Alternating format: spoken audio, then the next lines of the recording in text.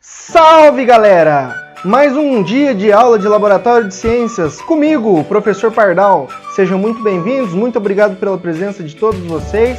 Vamos lá para a aula 4 de Laboratório de Ciências.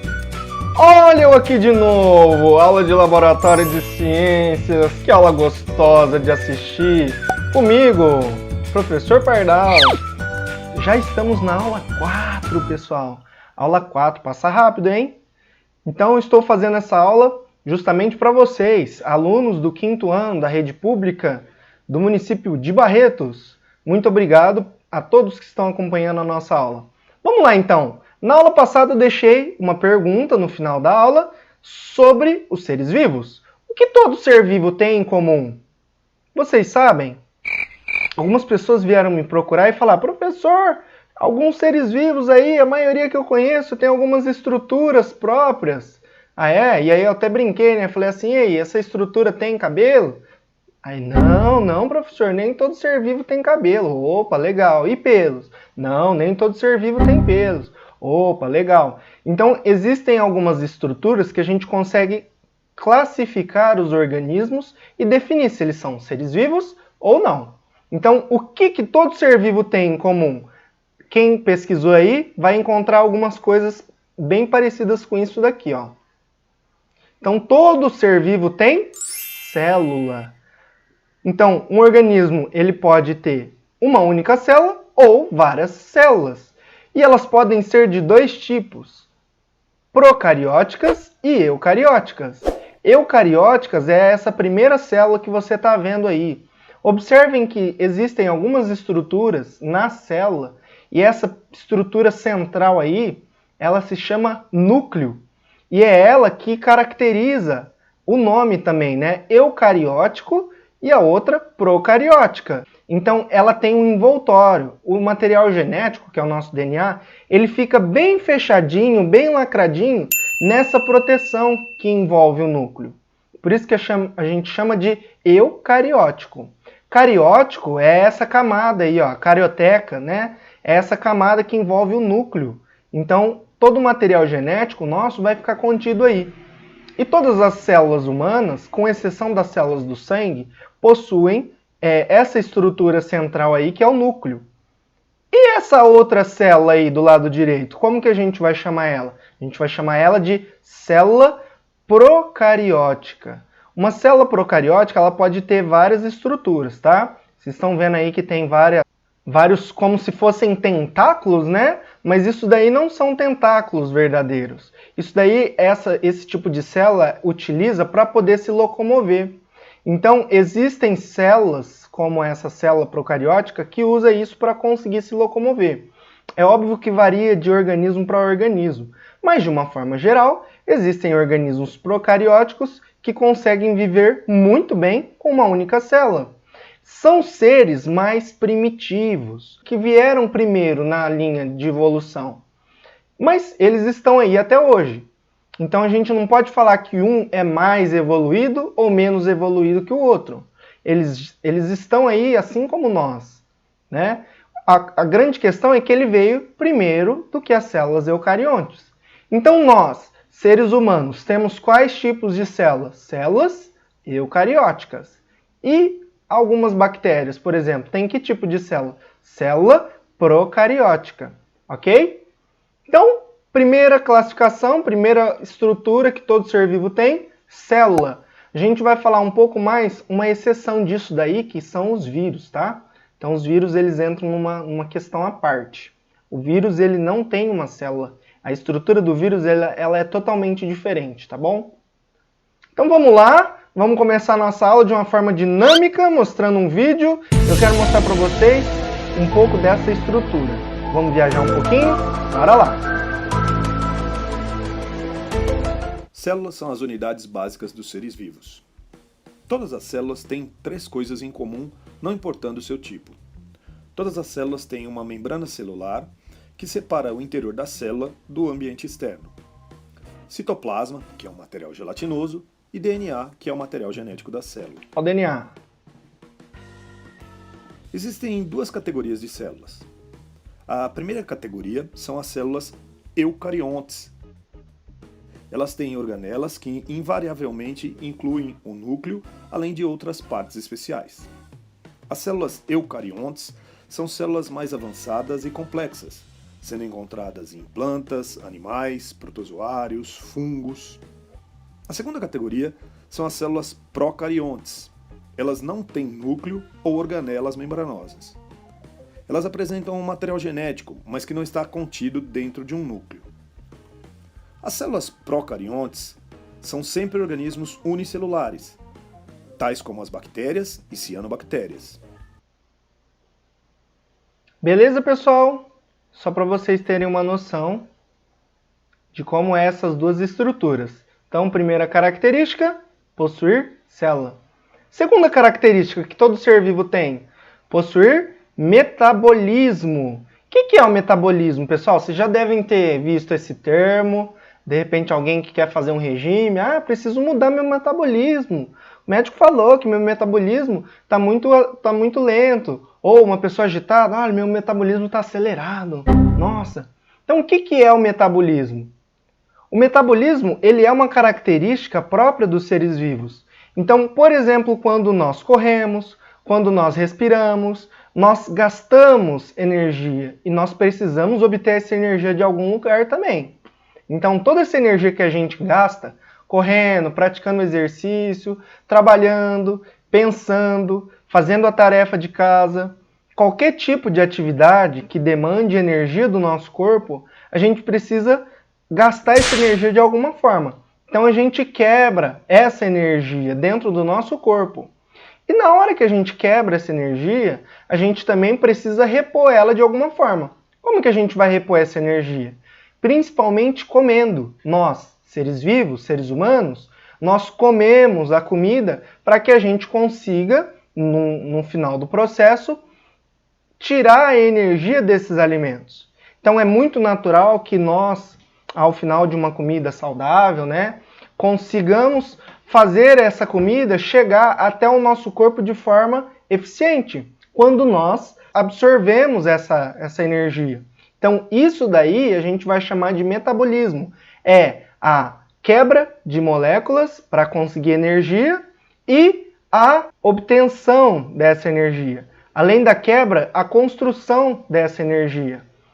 Algumas moléculas só conseguem ser construídas depois de serem quebradas. A gente não pega a energia da forma como ela está ali. A gente precisa primeiro quebrar para depois conseguir construir de novo. E as árvores, as plantas, também têm metabolismo? Claro que tem, né, pessoal? Então, por que as folhas ficam verdinhas dessa forma? Por que o tronco consegue ficar grosso? Por que a árvore cresce, sendo que um dia ela já foi uma mudinha, Então, por conta disso, porque os vegetais, eles também têm metabolismo próprio.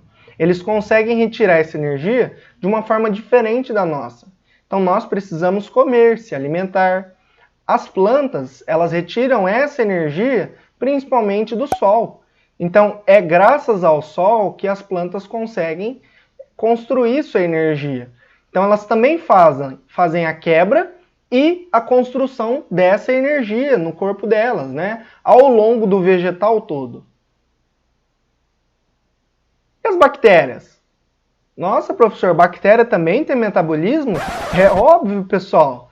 Então, nesse caso aí, a gente está observando alguns lactobacilos. Vocês já devem ter escutado falar sobre os lactobacilos, Principalmente aqueles lactobacilos que tem no leite fermentado, no Danone. Vocês gostam de Danone? Sou apaixonado por Danone, pessoal. Eu amo aqueles Danoninhos assim. Aquilo lá tá cheio desses probióticos aí, essas bactérias. Então essas bactérias, elas têm um metabolismo próprio também. Isso é só um exemplo de bactéria, tá, gente? As bactérias todas têm metabolismo próprio. E elas também fazem a quebra de energia desse próprio alimento que elas conseguem obter. De alguma forma, essas células precisam obter esse alimento e fazer a quebra. Então, isso é metabolismo. É a obtenção e a quebra desse tipo de molécula para a gente conseguir fazer a energia do nosso corpo fluir. Então, qual que é o conceito formal de metabolismo? O metabolismo designa toda a reação bioquímica que acontece no interior de uma célula e do nosso corpo. O que é bioquímica? Está relacionando duas coisas aí, né? A biologia e a química. Os seres vivos e a química que acontece dentro dos seres vivos. Então, são todas reações que acontecem dentro do nosso estômago, por exemplo, dentro do nosso intestino. Como que a gente consegue consumir um pedacinho de pão e esse pão simplesmente se transforma em outra coisa ao longo do nosso corpo? Se a gente não comer, o que acontece? A gente fica com fome, não é? E aí a gente não consegue construir energia. Então, por isso que é essencial o alimento para o nosso corpo. E para as plantas, elas obtêm de forma diferente, né? Outra característica que todo ser vivo tem, reprodução. É muito comum que os seres vivos se reproduzam, né? E o que implica a reprodução? O que significa a reprodução? Quando nós temos uma célula mãe, ou seja, uma única célula, ela pode virar duas células. Tá, mas essa reprodução, ela acontece dentro do nosso corpo? Não, ela acontece de uma forma externa ao nosso corpo. Quando, por exemplo, nós temos a fecundação, né?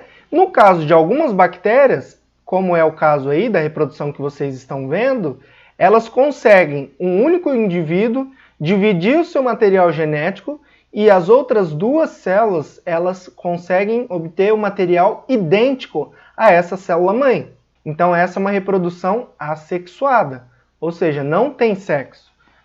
Nós, seres humanos, como que a gente faz? Olha que família bonita. Então nós também nos reproduzimos de forma sexuada. Então o material genético que você tem provém da sua mãe e do seu pai. Basicamente metade do seu material genético vem dos dois. Então você é metade do seu pai e metade da sua mãe. Ah, mas eu pareço muito mais com a minha mãe, eu pareço muito mais com o meu pai. Então, cada um tem a sua semelhança, mas o material genético é exatamente metade. Metade do seu pai e metade da sua mãe. Beleza, pessoal? Então, nesse caso, os seres humanos e os organismos vivos se reproduzem. Ou seja, eles não ficam somente neles. Eles não são tão egoístas assim, né, pessoal? O que mais? Outra característica que todo ser vivo tem, material genético. Lembra que eu falei para vocês que nós, seres humanos, temos uma estrutura lá dentro das nossas células, com exceção de uma célula específica do nosso corpo, as hemácias. Nós temos uma célula, esse material que está dentro da célula é chamado de DNA. Esse DNA, ou esse material, determina todas as funções e tudo aquilo que a gente tem que ser ao longo da nossa vida. Então, toda a informação necessária para que a gente consiga se recuperar de um machucado, ou para que a gente consiga envelhecer com qualidade, para que a gente se recupere, todas essas informações estão contidas dentro do DNA. E não existe só o DNA. Então, essa é a estrutura do DNA, né? A gente tem duas fitas aí e várias estruturas no centro. Mais para frente a gente vai estudar algumas estruturas do DNA, tá? Mas de uma forma geral, vocês já devem ter visto isso em filmes de ficção científica, esses filmes de zumbi e coisas do tipo, tem bastante disso daí, tá? Então isso daí é o nosso material genético, DNA. E não existe só o DNA. Então existe também o RNA. O RNA também é um material genético encontrado em bactérias e também encontrado nas células humanas, tá? Em um processo específico que a gente vai estudar mais para frente também, que é o RNA. O RNA é uma molécula mais simples. Olha lá, ela é uma única fita. Diferente do DNA, que nós temos duas fitas, né? Duas partes que se encontram, no RNA a gente tem uma só. Tá? Então, só para vocês terem uma ideia como que a gente tem a diferença desses materiais genéticos. Tanto o DNA, nós, seres humanos, e o RNA também, principalmente em bactérias. Tá? Agora entra naquela discussão que a gente falou lá sobre os vírus. Os vírus são seres vivos ou não? É ou não é ser vivo? Depende, pessoal. Aí a gente vai entrar numa discussão que até hoje a ciência ainda não conseguiu resolver. Por que o vírus pode ser considerado ser vivo ou pode não ser considerado ser vivo? O vírus, ele depende principalmente de um outro organismo. Então o vírus ele só consegue estar ativo quando ele está em contato com outro organismo. Por exemplo, nós. Então quando que um vírus fica ativo? Quando ele consegue infectar uma célula humana. Por isso que a gente fala, lave as mãos, passe álcool em gel. Porque se o vírus ficar ali, supondo que eu espirre e de repente ele fica ali em cima da mesa de algum local, ele vai ficar ali ativo por um tempo até que ele consiga encontrar uma célula humana, né? Ou uma célula de qualquer organismo vivo. Por quê? Porque ele tem um tempo de vida. Depois que ele não conseguir mais entrar numa célula, ele já não é mais considerado ser vivo, ele já está inativo. Então aquela estrutura toda do vírus, ela já não consegue mais se reproduzir. Então, por isso que a gente fala sobre os cuidados e proteção ao coronavírus. Agora, por que alguns consideram ele como não sendo um ser vivo? Por conta disso. Porque se ele não está em contato com outra célula, ele não tem metabolismo próprio.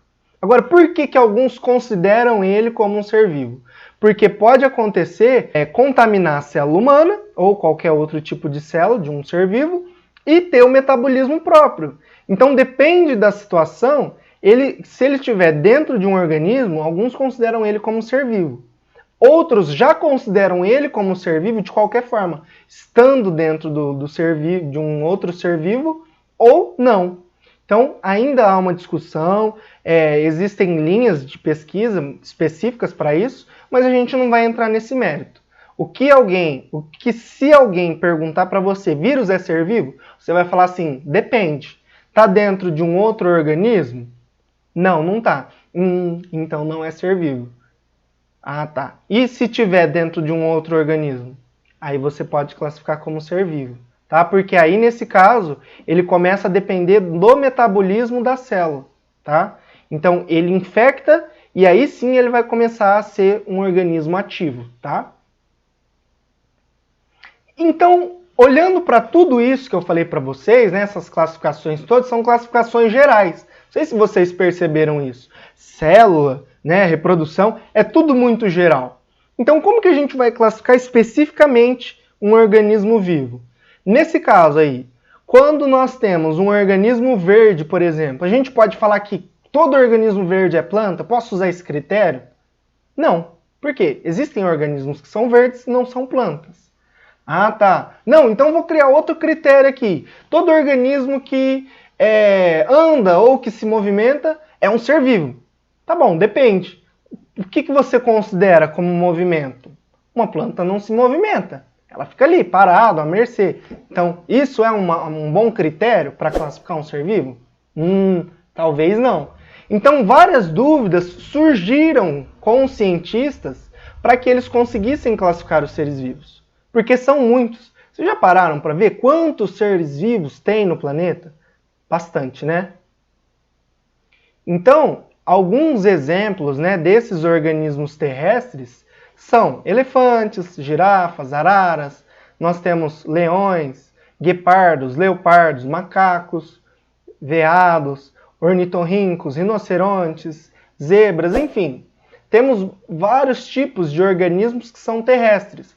Então talvez essa classificação, organismos terrestres, não seja uma boa classificação para eu colocar todos eles aí, tá? Porque as aves, por exemplo, elas voam, mas elas fazem parte da Terra. Ou seja, eles são organismos terrestres, apesar de eles estarem no céu, tá? Então, não é uma boa classificação. Até porque, mesmo assim, ainda classifica eles como uma gama muito grande de organismos. Então, não é uma boa classificação. Organismos aquáticos também. Olha a quantidade de organismos aquáticos que tem. É só olhar aí na internet, procura imagens com organismos aquáticos, coisas do tipo. Só de peixes, a gente tem uma quantidade muito grande de peixes. Então, se você for classificar peixe por peixe, levando em consideração só os organismos aquáticos, você vai ficar todo confuso, pode ter certeza. E olha a quantidade de diversidade de insetos. Na verdade, os insetos, principalmente em épocas mais quentes, né? Os insetos eles aparecem de monte, né? Nas pessoas, nos locais onde as pessoas frequentam. Então, na verdade, pessoal, os insetos eles são bem mais antigos do que a gente pensa. E vários insetos surgem ao longo dessa evolução e ao longo dessa jornada toda. Então, para classificar esses organismos também não foi fácil. Então, alguns cientistas precisaram desenvolver mecanismos próprios para conseguir classificar até mesmo os tipos de insetos. E os seres microscópicos também. Então, por mais que a gente não consiga enxergar esses organismos, eles existem, né? A gente pode ver isso pelo coronavírus. Quando que a gente imaginava que um vírus desse causaria tantos problemas para nós, seres humanos, e para outras espécies também, né? No caso de outros vírus, a gente nunca imaginava. E são organismos que estão aí, né? Bactérias também. Então, essa diversidade, mesmo nesses grupos de organismos não vistos a olho nu, são muito grandes. Olha lá, ó, como que eles começaram a trabalhar essa classificação. Em 1758, o Linneu, esse rapaz aí da foto do lado esquerdo, apresentou 5 categorias de classificação. Ele categorizou isso como reino, classe, ordem, gênero e espécie. Filo e família e domínio foram criados depois. Esses termos a gente vai trabalhar mais para frente, mas só para vocês entenderem que a partir daí, esse rapaz começou a se preocupar de uma forma para que a gente conseguisse classificar ele e falar, olha, tal animal faz parte desse grupo, ou tal inseto faz parte desse grupo, ou tal bactéria faz parte desse grupo aqui. Então ele classificou dessa forma. Olha lá, ó. Domínio é maior do que reino, que é maior que filo ou divisão, que é maior que classe, que é maior que ordem, que é maior que família, que é maior que gênero, que é maior que espécie. Nós somos de qual espécie? Seres humanos? Homo sapiens. Tá? Então, existem nomes científicos dados a todas as espécies. Então, não só nós, seres humanos, mas todas as espécies têm uma classificação, com exceção daquelas que ainda não foram encontradas. Então, existem espécies que ainda não foram determinadas, ainda não foram encontradas e simplesmente elas existem. A ciência ela é muito grande. Olha lá, uma árvore filogenética. Nossa, que tamanhozão de árvore! Pois é, eles começaram a aprimorar de uma forma mais específica esses seres vivos e eles começaram a criar grupos um pouquinho maiores. Então, a árvore filogenética da vida classifica os organismos em bactéria, em arcaia, eucária e todos os organismos que fazem parte desses grandes grupos. Você sabia que o mundo tem aproximadamente 8,7 milhões de espécies de seres vivos? É bastante espécie, hein, pessoal? A gente está falando de várias. A gente está falando de milhões de espécies. Se só a espécie humana, dentro da espécie humana, a gente já tem mais de 7 ou 8 bilhões de pessoas, quantas espécies ou quantos organismos nós não temos dentro dessas espécies? É bastante. E está tudo aqui, ó, no planeta Terra. Agora a gente vai ver um vídeo com o professor Edu e ele vai explicar algumas coisas sobre a classificação dos organismos, tá? Que é a ciência que classifica os seres vivos. Quando a gente pensa em taxonomia, normalmente vem na cabeça aqueles nomes científicos das espécies, mas a classificação dos seres vivos não é apenas isso, e não começou nesse ponto. O ser humano ele já classifica os seres vivos há muito tempo. Quando os primeiros seres humanos surgiram no planeta, eles já classificavam os seres vivos. Então quando eles olhavam ali para uma planta e sabiam que aquela planta eles poderiam comer, que iria matar a fome deles, e uma outra planta não poderia ser comida porque iria matar eles, isso era classificação. Tudo bem, era uma classificação muito primitiva, mas já era uma forma de separar. Isso daqui é comida e isso é veneno. Hoje, a nossa classificação vai muito além de dar nomes e de separar os seres vivos em grupos pelas suas características.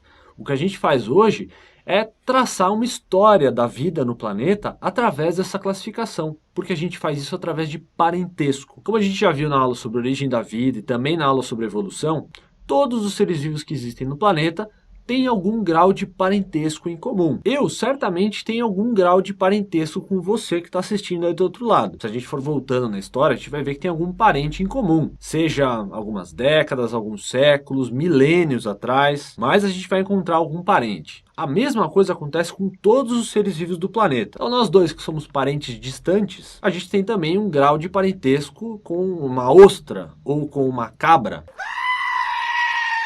Mas, de novo, esse grau de parentesco é ainda mais distante. E o que evidencia isso é a classificação. Antes de falar de classificação, eu quero dar um exemplo aqui, quero mostrar uma coisa para você. Isso que você está vendo é uma livraria na Holanda, que foi eleita recentemente a livraria mais bonita do mundo. Ela foi montada no interior de uma igreja do século XII que estava abandonada há quase 3 séculos. Bom, por que eu estou falando de livraria? Não é exatamente sobre livraria que a gente vai falar aqui, claro. Mas uma livraria, um supermercado, qualquer comércio precisa de um critério para classificar os seus produtos, para organizar esses produtos na loja. E tomando como base o exemplo dessa belíssima livraria. Ali a gente encontra livros, encontra revistas, encontra filmes que podem estar em DVD, podem estar em Blu-ray, encontra músicas que podem estar em CDs ou em vinil, não vamos esquecer do vinil. E tem também um restaurante, um café lá dentro, onde a gente vai encontrar alimentos e bebidas. Se essa livraria não tiver um bom critério para classificar todos esses produtos, vai virar uma bagunça. E eu vou procurar um livro e vou acabar encontrando uma coxinha ali no meio. Para evitar esse tipo de coisa, eles dividem essa loja em diversas seções, sendo que algumas são principais. Aí a gente tem uma seção para literatura, outra para filmes, outra para música e um outro cantinho ali separado só para alimentação. De novo, a gente precisa de mais critérios para organizar as coisas, porque não é legal você procurar um livro e encontrar uma revista. Por isso, de novo, cada uma dessas 4 seções está dividida em outras. Uma para livros, outra para revistas. Na música tem uma parte para CDs, tem outra parte para vinis. Para os filmes, uma seção para Blu-ray, outra seção para DVDs e o cardápio também, obviamente, vai estar dividido. Uma parte fica os alimentos e em outra parte ficam as bebidas. Será que essa classificação já é suficiente? Ainda não, né? Porque se você estiver procurando um CD de jazz, vai ser desagradável se você encontrar ele misturado ali no meio de CDs do grupo molejo. Por isso, cada um desses produtos vai ter que estar separado em mais categorias, em gêneros musicais, gêneros literários. Depois de separados em gêneros, novamente eles podem ser organizados, por exemplo, em ordem alfabética, para que você consiga encontrar exatamente o que você está procurando. Bom, falei bastante sobre a organização de uma livraria, mas isso não cai no seu vestibular. O que vai cair é a classificação dos seres vivos, só que ela é feita com base nesses mesmos princípios. Quem criou isso foi um botânico sueco chamado Carl von Linné, ou Carlos Linneu. Você pode chamar só de Linneu se você preferir. Por que ele fez isso? Na época em que ele viveu, estava tendo uma verdadeira explosão das ciências naturais na Europa. Com as explorações feitas pelos europeus no mundo inteiro, diversas espécies de animais e de plantas eram levadas do mundo inteiro para serem estudadas na Europa. E com isso a variedade de seres vivos para serem estudados aumentou muito. Só que como eles não tinham um bom critério para organizar tudo isso e nem para classificar, cada animal que chegava ali recebia um nome. E muitas vezes o mesmo ser vivo recebia 2, 3 nomes. Era realmente uma grande bagunça. Para piorar, os nomes não eram simples, o que tornava a organização dessas coleções impossível. Linneu percebeu isso daí e falou, bom, daqui a pouco vai ficar impossível de se trabalhar porque a gente não tem um bom critério de organização. Vamos colocar ordem nas coisas. E foi o que ele começou a fazer. Ele desenvolveu um sistema que a gente usa até hoje, com algumas modificações nos critérios, mas a forma de organizar é a mesma. Na época, o critério para a classificação desses seres vivos eram muito amplos e bastante genéricos. Então poderiam incluir na mesma classificação um morcego, uma águia e uma borboleta, porque todos voam. A primeira coisa que o Linneu fez foi criar critérios de classificação mais precisos do que o que se tinha na época. É óbvio que ele ainda não dispunha de todos os mecanismos que a gente tem hoje para fazer isso. Tanto mecanismos para estudar a anatomia dos seres vivos, quanto as análises genéticas que se fazem hoje, que permitem identificar de uma forma muito mais precisa qual o grau de parentesco entre dois seres vivos. O que ele podia fazer era um estudo detalhado da morfologia, da forma do corpo desses animais e dessas plantas. Com isso, ele conseguiu classificar por volta de 7.700 plantas e 4.400 animais, tudo com base em uma série de regras que ele criou. A gente usa até hoje e vamos dar uma olhada em quais são essas regras. A língua adotada era o latim. Por que o latim? Porque era uma língua que era usada por todas as pessoas que tinham acesso à educação na época, mas é uma língua morta. Nenhum país adota essa língua como língua oficial. Então, isso garantia que a língua não teria nenhuma reforma, nenhuma modificação e poderia ser um padrão mundial. Existia também uma escala que dividia os seres vivos em 7 níveis: o reino, filo, classe, ordem, família, gênero e espécie. Reino é o grupo mais abrangente.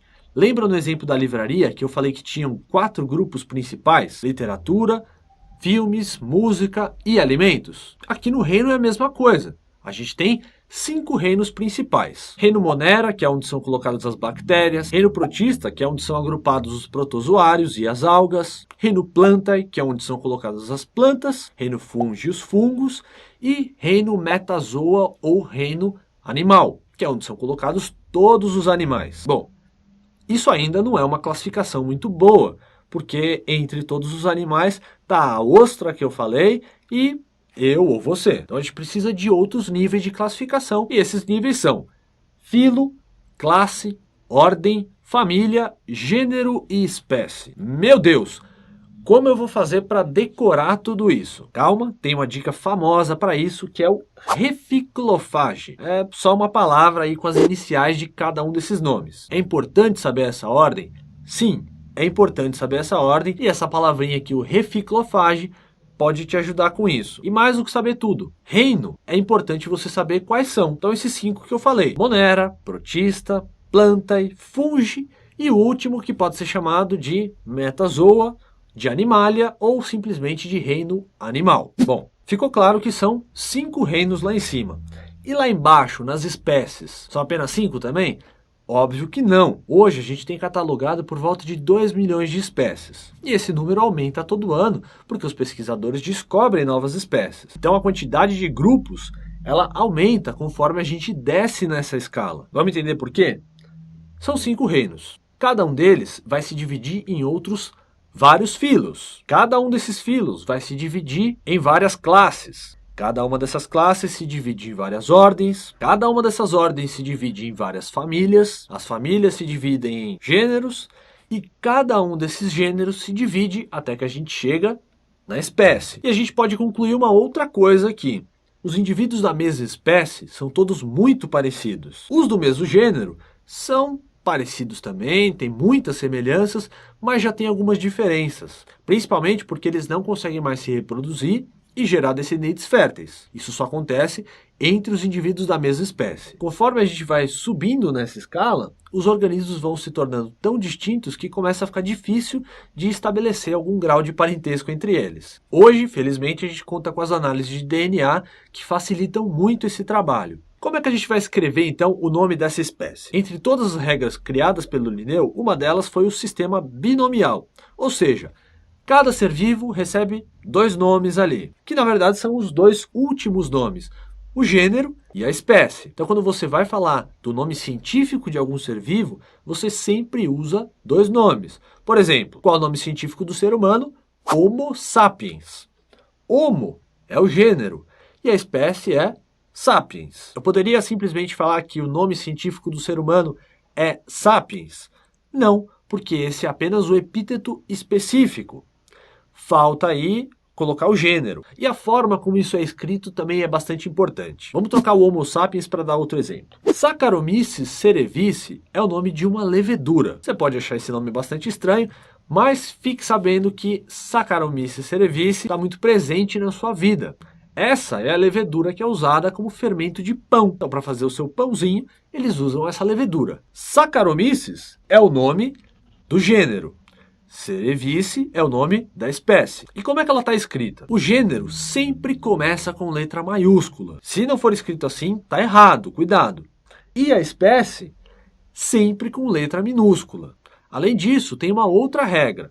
Esse nome tem que estar em destaque no texto e você pode destacar isso de algumas formas. Uma delas é escrever em itálico, como está aqui. Você pode também sublinhar. Na sua prova você não vai ter como escrever em itálico. Então você escreve o nome ali, gênero em letra maiúscula, espécie em letra minúscula e depois sublinha. Isso é uma coisa bastante simples, mas que é importante e você não pode esquecer. Legal, né, pessoal? Só fazendo uma correção rápida, o professor Edu falou que Homo é o gênero e Sapiens é a espécie. Na verdade, Homo é o gênero e Homo sapiens é a espécie. É chamado de nomenclatura binomial, por isso que tem que ter a espécie, os dois nomes. Homo sapiens, tá? Então, não confundam isso. Se alguém perguntar qual que é a espécie humana, vai falar Homo sapiens, não só sapiens, tá? Que é a ciência. Agora, perguntinha rápida para as nossas próximas aulas aí, para a nossa próxima aula, mais especificamente. Quantas células existem no nosso corpo? Vocês fazem ideia disso? Agora a gente está falando mais sobre ser humano, tá? Quantos fios de cabelo estão na nossa cabeça? Então, atividade para a próxima semana, para a próxima aula. Muito obrigado. Essas aqui são as minhas referências. E até mais, pessoal. Fui!